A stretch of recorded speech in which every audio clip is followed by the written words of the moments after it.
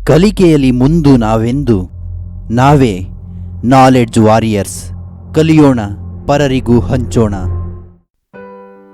ಗದ್ಯ ವಾಲ್ಪರೈ ಅಭಿವೃದ್ಧಿ ತಂದ ದುರಂತ. ಬರೆದವರು ಕೃಪಾಕರ ಸೇನಾನಿ ಕೆ. ಪುಟ್ಟುಸ್ವಾಮಿ. ಸಂದರ್ಭ ಸಹಿತ ವಿವರಿಸಿರಿ. ಈ ಪ್ರದೇಶಕ್ಕೆ ಆಗ ಹೆಸರೇ ಇರಲಿಲ್ಲ. ಈ ವಾಕ್ಯವನ್ನು ಕೃಪಾಕರ ಸೇನಾನಿ ಕೆ. ಪುಟ್ಟಸ್ವಾಮಿಯವರು ಬರೆದಿರುವ ವಾಲ್ಪರೈ ಅಭಿವೃದ್ಧಿ ತಂದ ದುರಂತ ಎಂಬ ಲೇಖನದಿಂದ ಆಯ್ಕೆ ಮಾಡಲಾಗಿದೆ. ಪಶ್ಚಿಮ ಘಟ್ಟ ಶ್ರೇಣಿಯ ನಡುವಿನ ಒಂದು ದಟ್ಟ ಅರಣ್ಯ ಪ್ರದೇಶ ವಾಲ್ಪರೈಯನ್ನು ವರ್ಣಿಸುವಾಗ ಈ ಮಾತು ಬಂದಿದೆ. ಬ್ರಿಟಿಷರು ರಾಷ್ಟ್ರದೆಲ್ಲೆಡೆ ಅಧಿಪತ್ಯ ಸಾಧಿಸಿದ್ದ ಸಮಯದಲ್ಲಿ ಅನನ್ಯ ಜೀವ ಸಂಕುಲಗಳಿಂದ ಸಮೃದ್ಧವಾಗಿದ್ದ ಕಾಡು ಪ್ರದೇಶ ವಾಲ್ಪರೈ. ಇದಕ್ಕೆ ಆಗ ಯಾವ ಹೆಸರೂ ಇರಲಿಲ್ಲ. ಗಗನಚುಂಬಿ ಮರಗಳ ಮೇಲ್ಚಾವಣಿಯನ್ನು ಭೇದಿಸಿ ಭೂಸ್ಪರ್ಶ ಮಾಡಲು ಸೂರ್ಯ ಕಿರಣಗಳು ಸೆಣಸುತ್ತಿದ್ದ ದಟ್ಟವಾದ ಕಾಡನ್ನು ಹೊಂದಿದ ಪ್ರದೇಶ. 18ನೇ ಶತಮಾನದ ಅಂತ್ಯಭಾಗದಲ್ಲಿ ಆ ಕಾಡು ಹೇಗಿತ್ತು ಎನ್ನುವ ಚಿತ್ರಣವನ್ನು ಲೇಖಕರು ಇಲ್ಲಿ ನೀಡುತ್ತಾರೆ. ಆ ಪ್ರದೇಶಕ್ಕೆ ಹೆಸರಿಲ್ಲದಿರುವ ಕಾರಣ ಆ ಪ್ರದೇಶ ಹೊರಗಿನ ಪ್ರಪಂಚಕ್ಕೆ ತಿಳಿದಿರಲಿಲ್ಲ, ಜನರು ಪ್ರವೇಶಿಸಿರಲಿಲ್ಲ ಎನ್ನುವುದನ್ನು ಹೇಳುವಾಗ ಈ ಮಾತು ಬಂದಿದೆ.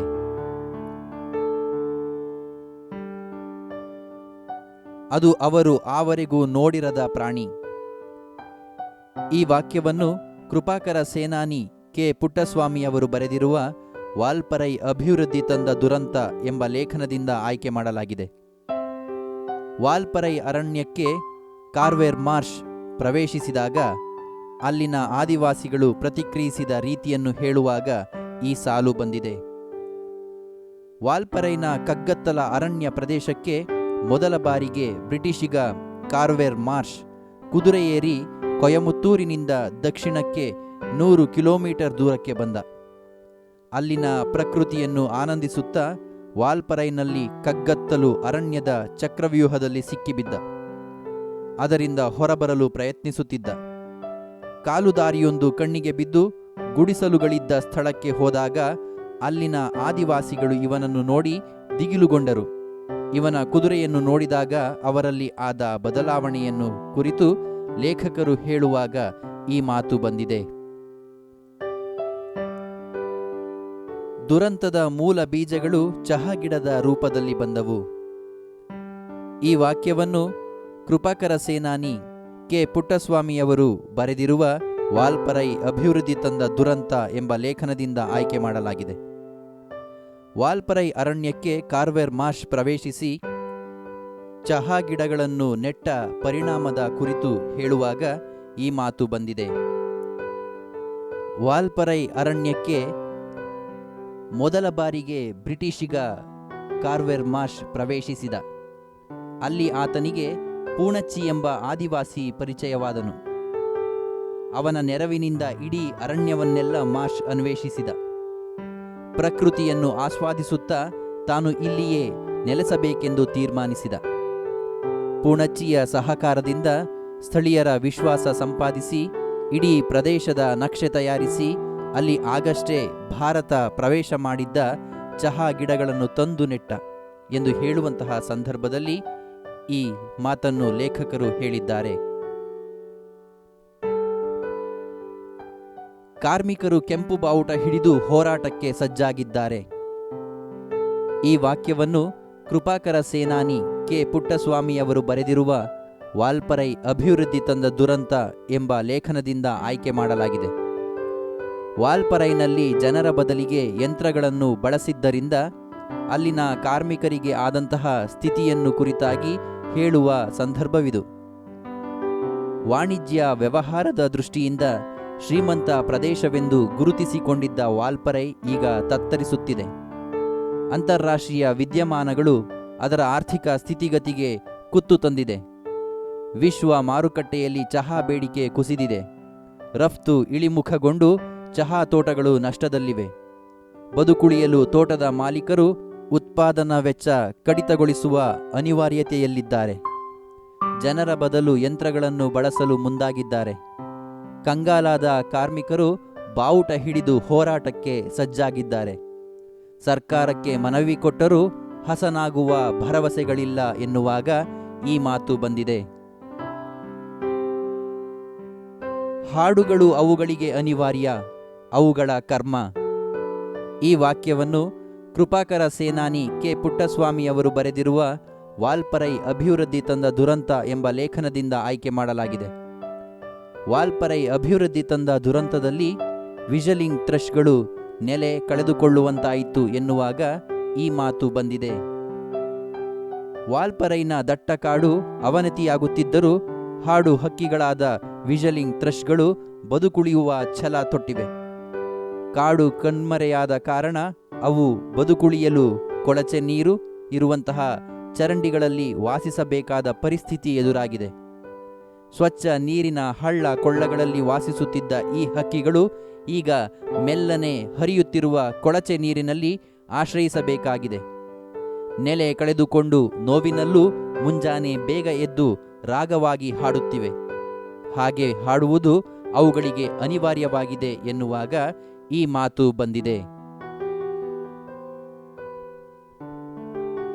ಒಂದು ವಾಕ್ಯದಲ್ಲಿ ಉತ್ತರಿಸಿರಿ. ಬ್ರಿಟಿಷರಲ್ಲಿ ಹಾಯ್ದು ಬಂದಿರುವ ಆನುಷಂಗಿಕ ಗುಣ ಯಾವುದು? ಹೊಸತನ್ನು ಶೋಧಿಸುವ, ಅನ್ವೇಷಿಸುವ ಪ್ರವೃತ್ತಿ ಬ್ರಿಟಿಷರಿಗೆ ಆನುಷಂಗಿಕವಾಗಿ ಬಂದ ಗುಣ. ವಾಲ್ಪರೈಗೆ ಬಂದ ಬ್ರಿಟಿಷ್ ಪ್ರಜೆ ಯಾರು? ವಾಲ್ಪರೈಗೆ ಬಂದ ಬ್ರಿಟಿಷ್ ಪ್ರಜೆ ಕಾರ್ವೆರ್ ಮಾರ್ಷ್. ಮಾರ್ಷ್ ವಾಲ್ಪರೈಗೆ ಬಂದದ್ದು ಯಾವಾಗ? ಮಾರ್ಷ್ ವಾಲ್ಪರೈಗೆ ಬಂದದ್ದು 1890ರಲ್ಲಿ. ಮಾರ್ಷನ ಜೊತೆಗಾರನ ಹೆಸರೇನು? ಮಾರ್ಷನ ಜೊತೆಗಾರನ ಹೆಸರು ಪೂಣಚ್ಚಿ. ಕೆಂಪು ಪಟ್ಟಿಗೆ ಸೇರಿದ ಪ್ರಾಣಿ ಯಾವುದು? ಕೆಂಪು ಪಟ್ಟಿಗೆ ಸೇರಿದ ಪ್ರಾಣಿ ಸಿಂಹಬಾಲದ ಕೋತಿ. ವಾಲ್ಪರೈನ ದುರಂತದ ಮೂಲ ಬೀಜಗಳು ಯಾವ ರೂಪದಲ್ಲಿ ಬಂದವು? ವಾಲ್ಪರೈನ ದುರಂತದ ಮೂಲ ಬೀಜಗಳು ಚಹಾ ಗಿಡಗಳ ರೂಪದಲ್ಲಿ ಬಂದವು. ಎರಡು ಮೂರು ವಾಕ್ಯಗಳಲ್ಲಿ ಉತ್ತರಿಸಿರಿ. ಬ್ರಿಟಿಷರು ಬರುವ ಮೊದಲು ವಾಲ್ಪರೈ ಹೇಗಿತ್ತು? ಬ್ರಿಟಿಷರು ಬರುವ ಮೊದಲು ವಾಲ್ಪರೈ ಗಗನಚುಂಬಿ ಮರಗಳಿಂದ ಕೂಡಿದ್ದು, ಈ ಮರಗಳ ಮೇಲ್ಛಾವಣಿಯನ್ನು ಭೇದಿಸಿ ಭೂಸ್ಪರ್ಶ ಮಾಡಲು ಸೂರ್ಯ ಕಿರಣಗಳು ಸೆಣಸುತ್ತಿದ್ದವು. ನಡುನಡುವೆ ಹುಲ್ಲುಗಾವಲುಗಳ ಅನಂತ ಬಯಲು, ಅದರ ಏಕತಾನತೆ ಮುರಿಯುವ ಶೋಲ ಕಾಡುಗಳು, ಪರ್ವತ ಶ್ರೇಣಿಗಳ ನಡುವೆ ಅಕ್ಷಾಂಶ ರೇಖಾಂಶಗಳನ್ನು ಬರೆದಂತೆ ಹರಿವ ಹಳ್ಳ ಕೊಳ್ಳಗಳು, ಕಗ್ಗತ್ತಲ ಖಂಡ ಎಂದು ಹೆಸರಾಗಿದ್ದ ಆಫ್ರಿಕಾದಂತೆ ಅದು ಹೊರಗಿನ ಜನರಿಗೆ ಪರಿಚಯವಿರಲಿಲ್ಲ. ಮಾರ್ಷ್ನನ್ನು ಕಂಡು ಆದಿವಾಸಿಗಳು ಹೇಗೆ ಪ್ರತಿಕ್ರಿಯಿಸಿದರು? ಆದಿವಾಸಿಗಳು ಮಾರ್ಷ್ನ ಕುದುರೆಯ ಖುರಪುಟದ ಸದ್ದಿಗೆ ದಿಗಿಲುಗೊಂಡರು. ಅದು ಅವರು ಆವರೆಗೆ ನೋಡಿರದ ಪ್ರಾಣಿ. ಅದರ ಜೊತೆಯಲ್ಲಿ ಟೋಪಿ ಧರಿಸಿದ ನಾಜೂಕು ಪೋಷಾಕಿನ ಮಾರ್ಷ್. ಎರಡು ವಿಚಿತ್ರಗಳನ್ನು ಒಮ್ಮೆಲೆ ಕಂಡ ಅವರು ಹೆದರಿ ಮಕ್ಕಳನ್ನು ಎಳೆದುಕೊಂಡು ದಟ್ಟಡವಿಯಲ್ಲಿ ಮಿಂಚಿನಂತೆ ಮಾಯವಾದರು. ಕೈಗಾರಿಕೋದ್ಯಮಗಳಿಂದ ಕಾಡು ನಾಶವಾದುದು ಹೇಗೆ? ಕೈಗಾರಿಕೋದ್ಯಮವು ಕಾಡಿನ ಗರ್ಭಪಾತಕ್ಕೆ ಮೊದಲಾಯಿತು. ಪ್ರಭಾವದ ನೆರವಿಲ್ಲದ ಗಗನಚುಂಬಿ ಮರಗಳು ನೆಲಕ್ಕುರುಳಿದವು. ದಿಮ್ಮಿಗಳನ್ನು ಕೊಳ್ಳಲು ಕಾಂಟ್ರಾಕ್ಟರ್ಗಳು ಬಂದರು. ಫಲವತ್ತಾದ ಭೂಮಿಯಲ್ಲಿ ರಸ್ತೆ ನಿರ್ಮಾಣವಾಯಿತು. ಹೊಗೆಯುಗುಳುವ ಗಡಗಡ ಸದ್ದು ಮಾಡುವ ಲಾರಿ ಟ್ರ್ಯಾಕ್ಟರ್ಗಳು ಬರತೊಡಗಿದವು. ನೀರವತೆ ನಾಶವಾಯಿತು. ನಿರುದ್ಯೋಗ ಸಮಸ್ಯೆಗೆ ಸಂಜೀವಿನಿಯಂತಿದ್ದ ವಾಲ್ಪರೈ ಅರಣ್ಯದ ಮೇಲಿನ ಅತ್ಯಾಚಾರಕ್ಕೆ ಸರ್ಕಾರ ಉತ್ತೇಜನ ನೀಡಿದ ಪರಿಣಾಮ ನಿಬಿಡ ಅರಣ್ಯಗಳೆಲ್ಲ ತೆರವಾಗಿ ಚಹಾ ತೋಟಗಳ ಅನಂತ ಬಯಲಿನ ಪ್ರದೇಶಗಳೇ ಏಕಸ್ವಾಮ್ಯತೆ ಪಡೆದವು. ಸಿಂಹಬಾಲದ ಕೋತಿಗಳಿಗೆ ಒದಗಿದ ತೊಂದರೆ ಏನು? ವಾಲ್ಪರೈ ಅರಣ್ಯ ನಾಶದಿಂದ ಸಿಂಹಬಾಲದ ಕೋತಿಗಳು ಸಂಕಷ್ಟದ ಪರಿಸ್ಥಿತಿಯನ್ನು ಎದುರಿಸಬೇಕಾಯಿತು. ವೃಕ್ಷವಾಸಿಗಳಾದ ಕೋತಿಗಳು ಈಗ ಮರದಿಂದ ಮರಕ್ಕೆ ಹಾರುವಂತಿಲ್ಲ. ಬದಲು ನೆಲಕ್ಕೆ ಇಳಿದು ಡಾಂಬರ್ ರಸ್ತೆ ದಾಟಿ ಮತ್ತೊಂದು ಮರ ಹತ್ತಬೇಕು. ರಸ್ತೆ ದಾಟುವ ನಾಗರಿಕ ಬುದ್ಧಿ ಇಲ್ಲದ ಹಲವಾರು ಕೋತಿಗಳು ಈಗಾಗಲೇ ವಾಹನಕ್ಕೆ ಸಿಕ್ಕಿ ಅಂಗವಿಕಲಗೊಂಡಿವೆ. ಅವುಗಳಿಗೆ ಆಹಾರ ನೀಡುತ್ತಿದ್ದ ಮರಗಳು ಕ್ಷೀಣಿಸಿವೆ. ಅವುಗಳಿಗೆ ದಯಾಮೃತ್ಯು ಕರುಣಿಸಲು ಕಾನೂನಿನಲ್ಲಿ ಅವಕಾಶವಿಲ್ಲ, ಏಕೆಂದರೆ ಅವು ಕೆಂಪು ಪಟ್ಟಿಯಲ್ಲಿರುವ ಜೀವಿಗಳು. ಬದುಕುಳಿಯಲಿಕ್ಕಾಗಿ ಅವು ಊರಿನಂಗಳದ ಕಸದ ತೊಟ್ಟಿಗಳಲ್ಲಿ ಆಹಾರ ಹುಡುಕುತ್ತಾ ಬದುಕು ನೂಕುತ್ತಿವೆ. 5-6 ವಾಕ್ಯಗಳಲ್ಲಿ ಉತ್ತರಿಸಿರಿ. ವಾಲ್ಪರೆಗೆ ಬಂದ ಮಾರ್ಷ್ ಅಲ್ಲಿ ಹೇಗೆ ನೆಲೆಯೂರಿದ ವಿವರಿಸಿ. 1890ರಲ್ಲಿ ಕಾರ್ವೆರ್ ಮಾರ್ಷ್ ಎಂಬ ಬ್ರಿಟಿಷಿಗ ಕುದುರೆ ಏರಿ ಕೊಯಮತ್ತೂರಿನಿಂದ ದಕ್ಷಿಣಕ್ಕೆ 100 ಕಿಲೋಮೀಟರ್ ದೂರದ ವಾಲ್ಪರೈಗೆ ಬಂದ. ಜೀರುಂಡೆಗಳ ಗದ್ದಲದಲ್ಲಿ ತನ್ಮಯವಾಗಿದ್ದ ಕಗ್ಗತ್ತಲು ಅರಣ್ಯವನ್ನು ಪ್ರವೇಶಿಸಿದ. ಕಾಡಿನ ಅನ್ವೇಷಣೆಗೆ ಬಂದ ಮಾರ್ಷ್ಗೆ ತಾನೊಂದು ಚಕ್ರವ್ಯೂಹದಲ್ಲಿ ಸಿಕ್ಕಿಬಿದ್ದಿರುವುದು ಅರಿವಾಗುವಾಗ ತಡವಾಗಿತ್ತು. ಹೆಜ್ಜೆ ಹೆಜ್ಜೆಗೂ ಸರಪಳಿಯಂತೆ ಮರದಿಂದ ಮರಕ್ಕೆ ತೂಗು ಬಿದ್ದಿದ್ದ 100 ಬಳ್ಳಿಗಳನ್ನು ಭೇದಿಸುವುದೇ ಸವಾಲಾಯಿತು. ಎದುರಾದ ಸವಾಲುಗಳಿಗೆ ಕುಗ್ಗದೆ ಮುಂದುವರಿದ ಆತನಿಗೆ ಜನರು ಓಡಾಡಿ ಸವೆಸಿದಂತಿದ್ದ ಕಿರು ಹಾದಿಯೊಂದು ಗೋಚರಿಸಿತು. ಅದೇ ಜಾಡನ್ನು ಹಿಡಿದು ಸಾಗಿದಾಗ 4 ಪುಟ್ಟ ಗುಡಿಸಲುಗಳಿದ್ದ ಹಾಡಿ ಪ್ರತ್ಯಕ್ಷವಾಯಿತು. ಗುಡಿಸಲಿನಲ್ಲಿ 10 ಆದಿವಾಸಿಗಳಿದ್ದರು. ಈತನ ಖುರಪುಟದ ಸದ್ದಿಗೆ ದಿಗಿಲುಗೊಂಡರು. ಹೆದರಿ ಮಕ್ಕಳನ್ನು ಎಳೆದುಕೊಂಡು ದಟ್ಟಡವಿಯಲ್ಲಿ ಮಿಂಚಿನಂತೆ ಮಾಯವಾದರು. ಒಂದು ಗುಡಿಸಲಿನಿಂದ ಸದ್ದು ಬಂದಂತಾಗಿ ಆ ಕಡೆ ನೋಡಿದರೆ ಕಟ್ಟುಮಸ್ತಾದ ಆದಿವಾಸಿಯೊಬ್ಬನಿದ್ದ. ಮಾರ್ಷ್ಗೆ ಪರಿಚಯವಾದ ಈ ಆದಿವಾಸಿ ಪೂಣಚ್ಚಿ. ಪೂಣಚ್ಚಿಯ ನೆರವಿನಿಂದ ಇಡೀ ಅರಣ್ಯವನ್ನೆಲ್ಲ ಮಾರ್ಷ್ ಅನ್ವೇಷಿಸಿದ. ಪ್ರಕೃತಿಯನ್ನು ಆಸ್ವಾದಿಸುವ ತಾನು ಇಲ್ಲಿಯೇ ಇದ್ದು ಬಿಡಬೇಕೆಂದು ತೀರ್ಮಾನಿಸಿದ. ಪೂಣಚ್ಚಿಯ ಸಹಾಯದಿಂದ ಸ್ಥಳೀಯರ ವಿಶ್ವಾಸ ಸಂಪಾದಿಸಿದ. ಇಡೀ ಪ್ರದೇಶದ ನಕ್ಷೆ ತಯಾರಿಸಿದ. ಜೊತೆಗೆ ಆಗಷ್ಟೇ ಭಾರತ ಪ್ರವೇಶ ಮಾಡಿದ್ದ ಚಹಾ ಗಿಡಗಳನ್ನು ತಂದು ನೆಟ್ಟು ಮಾರ್ಷ್ ನಿಧಾನವಾಗಿ ಕಾಡು ಕಡಿಯುತ್ತಾ ಚಹಾ ಗಿಡಗಳನ್ನು ಪಳಗಿಸುತ್ತಾ ತೋಟವನ್ನು ವಿಸ್ತರಿಸುತ್ತಾ ನಡೆದ. ಸಮೃದ್ಧವಾಗಿ ಬೆಳೆದ ತೋಟವನ್ನು ಆನಂದಿಸುತ್ತಾ 1934ರಲ್ಲಿ ಮಾರ್ಷ್ ಅಸುನೀಗಿದನು. ಅಂತಾರಾಷ್ಟ್ರೀಯ ವಿದ್ಯಮಾನಗಳಿಂದಾಗಿ ವಾಲ್ಪರೈಗೆ ಒದಗಿದ ಸಮಸ್ಯೆಗಳೇನು?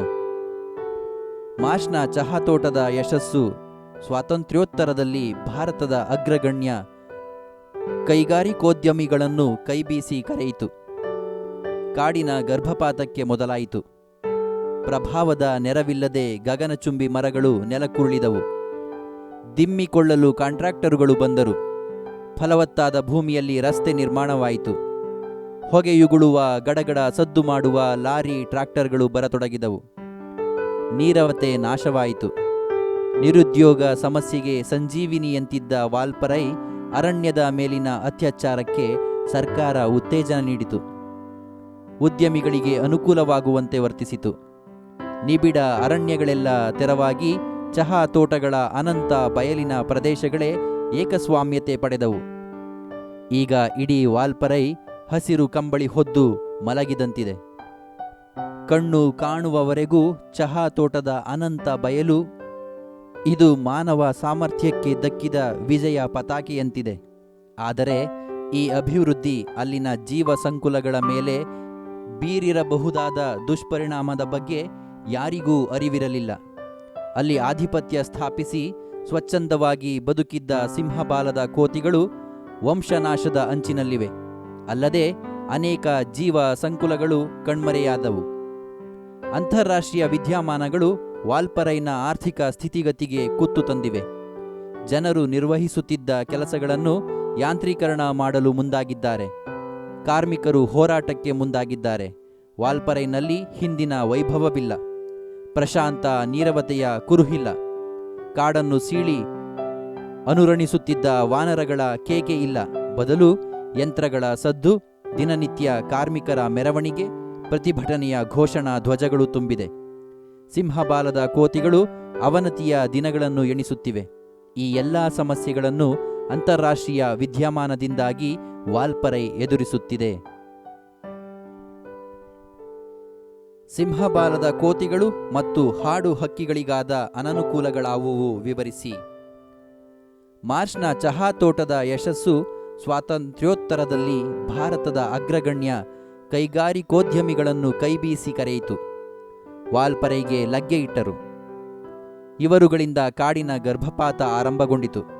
ಕಾಲಾಂತರದಲ್ಲಿ ಈ ಕಾಡಿನಲ್ಲಿ ಅಧಿಪತ್ಯ ಸ್ಥಾಪಿಸಿಕೊಂಡು ಸ್ವಚ್ಛಂದವಾಗಿ ಬದುಕಿದ್ದ ಸಿಂಹಬಾಲದ ಕೋತಿಗಳ ನೆಲೆ ಧ್ವಂಸವಾಯಿತು.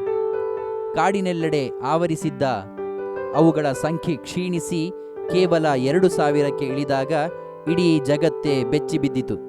ವಾಲ್ಪರೈ ಮಧ್ಯದಲ್ಲಿ ಪುದುತೋಟಂ ಎಂಬ ತೋಟವಿದೆ. ವಾಲ್ಪರೈನ ಅಭಿವೃದ್ಧಿಯಿಂದ ನೆಲೆ ತಪ್ಪಿದ ಸುಮಾರು 30 ಸಿಂಹಬಾಲದ ಕೋತಿಗಳು ಇಲ್ಲಿ ಆಶ್ರಯ ಪಡೆದಿದೆ. ವೃಕ್ಷವಾಸಿಗಳಾದ ಕೋತಿಗಳು ಈಗ ಮರದಿಂದ ಮರಕ್ಕೆ ಹಾರದೆ ನೆಲಕ್ಕೆ ಇಳಿದು ಡಾಂಬರ್ ರಸ್ತೆ ದಾಟಿ ಮತ್ತೊಂದು ಮರ ಹತ್ತಬೇಕು. ರಸ್ತೆ ದಾಟುವ ನಾಗರಿಕ ಬುದ್ಧಿಯಿಲ್ಲದ ಹಲವಾರು ಕೋತಿಗಳು ಈಗಾಗಲೇ ವಾಹನಕ್ಕೆ ಸಿಕ್ಕಿ ಅಂಗವಿಕಲಗೊಂಡಿವೆ. ಅವುಗಳಿಗೆ ಆಹಾರ ನೀಡುತ್ತಿದ್ದ ಮರಗಳು ಕ್ಷೀಣಿಸುತ್ತಿವೆ. ಅವು ಕೆಂಪು ಪಟ್ಟಿಯಲ್ಲಿರುವ ಜೀವಿಯಾದ್ದರಿಂದ ದಯಾಮೃತ್ಯು ಕರುಣಿಸಲು ಕಾನೂನಿನಲ್ಲಿ ಅವಕಾಶವಿಲ್ಲ. ಹಾಡು ಹಕ್ಕಿಗಳಾದ ವಿಷಲಿಂಗ್ ಥ್ರಶ್ಗಳು ಬದುಕುಳಿಯುವ ಛಲ ತೊಟ್ಟಿದೆ. ಮಿನುಗುವ ಹಸಿರು ಪಾಚಿಗಳನ್ನು ಹೊದ್ದು ಮಲಗಿದ ಕಲ್ಲು ಬಂಡೆಗಳ ನಡುವೆ ನುಸುಳಿ ಹರಿಯುತ್ತಿದ್ದ ಸ್ವಚ್ಛ ನೀರಿನ ಹಳ್ಳ ಕೊಳ್ಳಗಳು ಇವುಗಳ ಬದುಕಿಗೆ ಆಧಾರವಾಗಿದ್ದವು. ಈಗ ಪರಿಸ್ಥಿತಿ ಬದಲಾಗಿದೆ.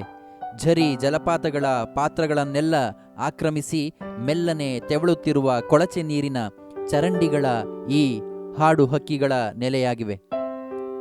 ಕೈಗಾರಿಕೋದ್ಯಮದ ಜನರ ಓಡಾಟದ ಕಾರಣದಿಂದ ಕಾಡಿನ ನೀರವತೆ ನಾಶವಾಗಿ ಕಾಡು ಮಣ್ಣು ಪಾಲಾದ ಕಾರಣದಿಂದ ಸಿಂಹಬಾಲದ ಕೋತಿಗಳು ಹಾಗೂ ಹಾಡು ಹಕ್ಕಿಗಳಿಗೆ ಅನನುಕೂಲ ಉಂಟಾಗಿದೆ.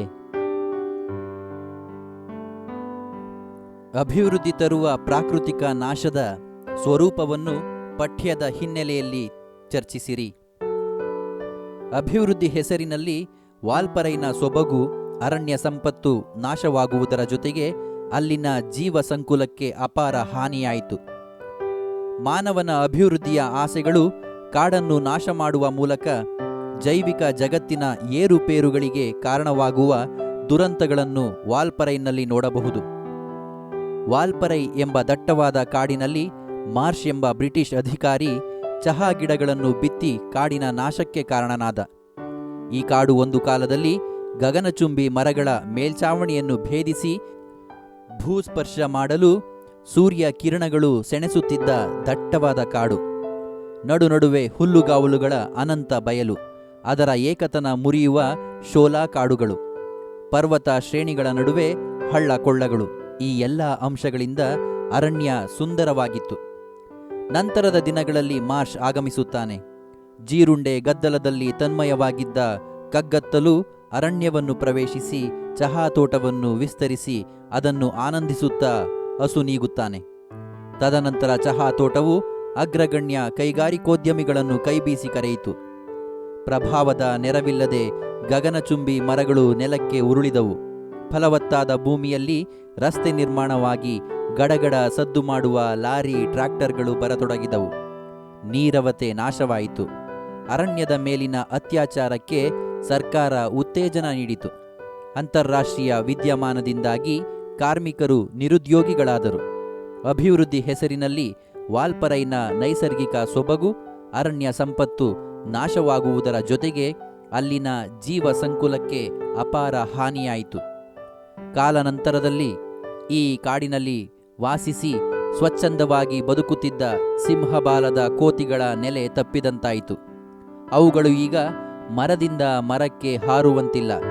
ನಡೆದಾಡಿದರೆ ವಾಹನಗಳಿಗೆ ಸಿಲುಕಿ ಅಂಗವೈಕಲ್ಯವನ್ನು ಹೊಂದುತ್ತಿದ್ದವು. ಅವುಗಳ ಸಂಖ್ಯೆ ಕ್ಷೀಣಿಸಿ ಕೆಂಪು ಪಟ್ಟಿಗೆ ಸೇರಲ್ಪಟ್ಟವು.